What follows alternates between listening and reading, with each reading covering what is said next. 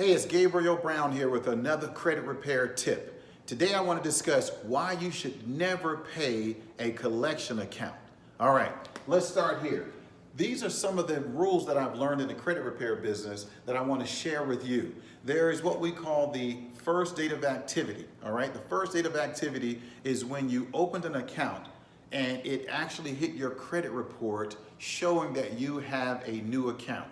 When it hits your report, that's called the first date of activity, okay? Now that first date of activity starts the statute of limitation for the seasoning of that account, all right? So that date starts off with how old the account is, 1 month old, 2 months, 3 months, 12 months, 24 months, okay? Now, when you have an account that, let's say it goes into negative status, all right? Let's say the first date of activity was January 2020. All right, now January 2020 is when you open the account. Now let's say you had the account to January 21 for 12 months, and then finally something bad happened and your account went into negative status, all right, and you'd stop making payments on the account, right? So for about 90 days, the account still showed up on your credit report as open, and then it finally went to collection between the 91st day and 180 days, all right? So in 90 days, okay, sorry about that, but that's 90, it then went to collection. Okay, so now the account is in collection, okay? So let's say in collection, it is now April or May 2021. So in May 2021, you get a letter from a collection agency, okay? And you decide you want to call the collection agency and pay it off, all right?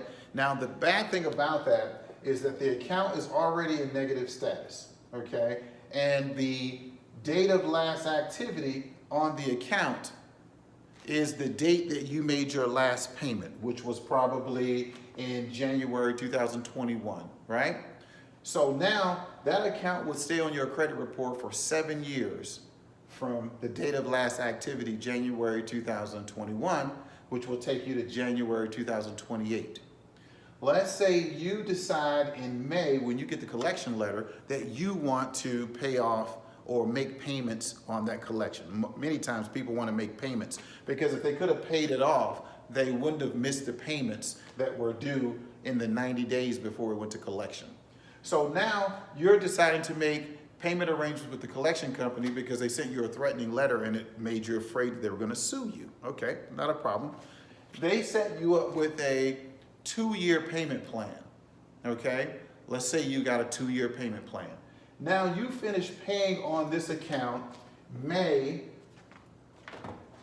2023. So the date of last activity equals May 2023, okay? Now, that account will then show on May 2023 that it is paid, okay, in full, but it was paid through a collection agency, okay? Now, what's gonna happen is your statute of limitation on this account, if you had not paid anything else from May 2021 when it went to a collection, if you didn't respond to the collection company and they didn't take you to court or sue you, and you did not reach out to negotiate or to discuss this account with the collection agency, all right? Because every time you reach out to a collection agency and they verify your identity, that is considered new activity on the account, and it definitely is new activity if you decide you're going to negotiate the account. Even if you don't pay what you negotiated, it's still considered activity. So now the challenge is if you had from May 21st not contacted the company and waited 7 years, depending on what state you're in, the statute of limitation across the board is 7 years, but there's some state statutes that are much less, like the state statute in Nevada for a collection account is 6 years. In North Carolina is 3 years, right? So if you find out what the statute of limitation is, that means how long that debt can stay on your credit report, reporting in that negative status, right? Let's say it's 3 years if you're in North Carolina. If you had just waited till May 2024, that account would have been removed from your credit report according to the credit bureaus, all right? It would have been removed from your credit report, right? And you wouldn't have had to have paid it. But because you decided to pay it and you didn't finish your last payment, date of last activity was May 23, 2023. Now the statute of limitation will go from May 2023, and let's just say it's on an average of 7 years. That account will not fall off your credit until May 2030. This is why you never pay a collection account, because it actually makes your credit worse, all right? And from the date that you start negotiating with a collection company and make your first payment, that account is refreshed. So that, let's say the collection account was 6 months old and you decided, I'm gonna go and I'm gonna pay it. So you call the collection agency. Well, the 6-month-old account, the further the date of last activity is in the past, the less that account has a negative impact on your credit score. Let me say that again. The further the date of last activity is in the past, the less that account has a negative impact on your credit score. But when you negotiate that collection account with a creditor today, you refresh it, you reactivate that account, so you bring the past all the way into today, and you refresh and reactivate that account to the date of last activity being today. So that's why when a collection account hits your report, your score goes down, even though that a collection account is for, is for an account that you had already with another creditor, but it was sold to them. All right, so when it's sold to the collection agency, your score goes down.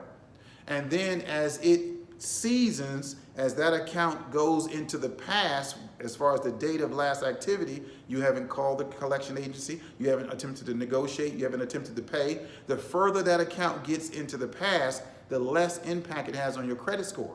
So when you negotiate it now, today, to pay an old collection account, you refresh it, you make your score go down, and you increase the statute of limitation by protracting it out all the way to the new date of last activity, which is when your last payment is, okay?